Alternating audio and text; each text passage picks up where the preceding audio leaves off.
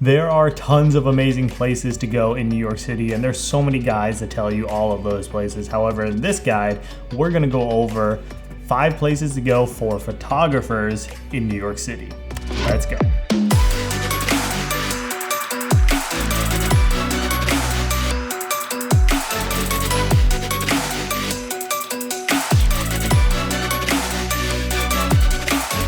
Hey guys, Hoang Pham here, and today we're gonna go over 5 places to visit if you're a photographer visiting the Big Apple. Starting off with number 5, we have the Brooklyn Bridge. This bridge with its iconic towers offers an amazing backdrop to your photos as you explore New York City. This is a great opportunity for not only portraits, but also architectural landscapes of the bridge.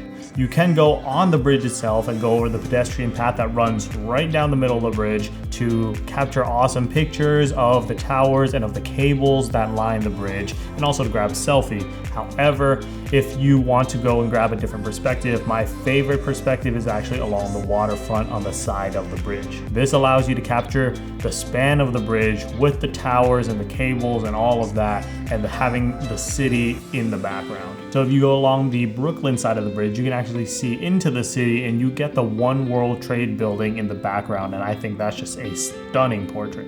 And that's an awesome way of capturing the New York skyline in your photos as well. So that leads us to the next location on our list, number 4, the Manhattan Bridge view in Dumbo. Dumbo, for those of you who are not familiar with the term, stands for down under the Manhattan Bridge overpass. So this view gets you one of the most iconic New York photos of the Empire State Building, because you have the building framed perfectly in one of the towers on the bridge as you look straight through, and you have the red brick buildings on the side and the cobblestone road, and you can see why this is probably one of the most Instagrammed locations in New York City. So this is a really popular location, and for good reason. I mean, everyone's there for this one image, so you're gonna encounter a lot of people there, but it's well worth it because the image is absolutely stunning. Now we are on to number 3 on our list, and that is the Vessel in Hudson Yards. This newly developed area offers lots of stunning views, and one of these views has taken over by storm, and that's the Vessel. This is a piece of architecture that's interactive, and you can actually climb the Vessel. By climb, I mean walk up the stairs that are essentially what the Vessel is made out of. So if you look on the inside, it's just all stairs that lead toward the top. However, going up the structure, you're not going to get amazing views of New York City because the Vessel is surrounded by lots of really tall buildings. So if you want to get a view of the city and the skyline itself, you're going to want to go to an observation deck somewhere. The Vessel is going to offer you really cool views of just the surrounding area, but also of the structure itself. And once you get to the top, if you have a wide angle lens, being able to look down and take a picture of all the stairs and the architecture and everything looks really, really cool. There's lots and lots of unique perspectives, and you can spend a lot of time just exploring all of the different perspectives that you get as you see all the stairs just wind their way up and down. And every level you go up, you get different perspectives of just being able to capture the Vessel in different ways, but also if you're doing portraits, for example, then it's a great place to just be able to grab different styles of portraits, and you can get so many different pictures out of this. It's not like the last location where you're there for one image. This one you can get so many images out of. So keep walking, change your perspective, and you're gonna get a good workout as you hike up and down the Vessel. There is an elevator there for people who either can't, for various reasons, hike up and down the Vessel or don't want to, and it does have a wait sometimes because there's only one elevator and it doesn't particularly go super fast. So that's just something to keep in mind, to plan in advance if you do plan on using the elevator. But if you plan on walking, then for the most part, you can go at your own pace, and it's a lot of walking. So just be prepared for that. Now we're on to number 2, and this is a classic. You can't go to New York City, especially if you're a photographer, without going to Central Park.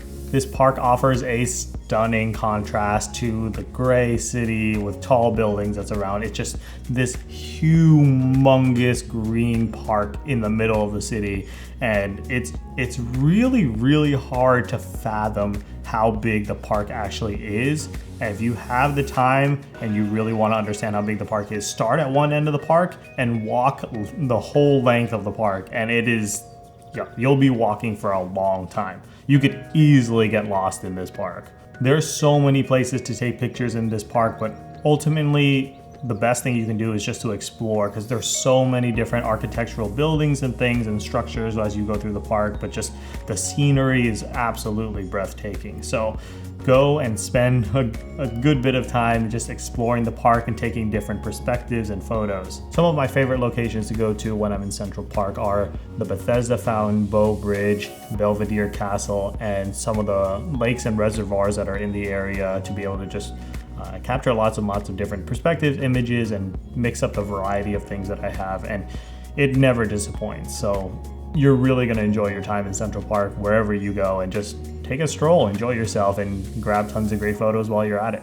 I think one of the best parts about taking photographs in Central Park is it's not like a typical park that you would go to anywhere else. You can see the New York City skyline all around the park, so that makes your photos really, really distinct, because you get all the greenery, you get the trees and all the massive things there. However, in the background you'll see the various buildings and stuff that make New York so iconic. So it's just a really, really cool place to grab different perspectives. So that brings us to number 1 on our list, the Oculus. No, I'm not talking about the Oculus Rift. This is a massive structure that's inside of New York City, and the inside of it kind of resembles a whale skeleton, I think. It's a little odd. And I also kind of think that the building resembles something that you would see in the City of Arts and Sciences in Valencia, Spain, if anyone's ever been there. Coincidence? I don't know. So if you're really into architectural photography, then this is your place, because there's just so many cool images that you can get here, and it's a mall, so you can go shopping at the same time. It also houses a train station which connects to the PATH train that goes between there and Newark, New Jersey, and it also has a subway station which you can connect to various other subways to go around the city. And the architecture is just, it's amazing inside and out. So don't just go into the Oculus to take your photos and be done. Definitely go outside and check out the surrounding area as well, where you can visit the 9/11 Memorial and the One World Trade building. So that's it for this video, and really there's just so many amazing places to go and photograph in New York City. I just don't have the time to go and cover all of them, but those are some of my favorites, and what I would recommend as being, if someone was asking for 5 locations, that would be my 5.